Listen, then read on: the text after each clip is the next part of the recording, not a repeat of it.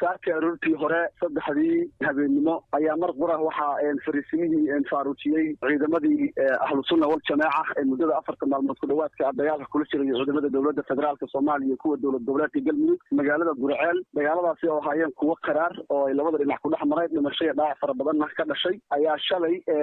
gali dambe ilaa habeenkii xalay waxaa soo xoogaystay u kala dabqaad labada dhinac waa Galmudug iyo sidoo kale ahlu sunnada degmada Gurceel dowladda kula galeysay dagaalka kuwaas oo ahaa in loo kala dabqaado wada hadalana si degdeg ah loo furo kulliba arrimahaas xalay xilli dambe ee aad u soo xoogaysteen waxaana garwadeen ka ah sida wararka aan ku helayno senator Cabdi Qaydiid iyo senator Dhagegeele iyo ganacsade xaashi Cadaday kulliba dhanka ahlu sunna wal jamaaca gaar ahaan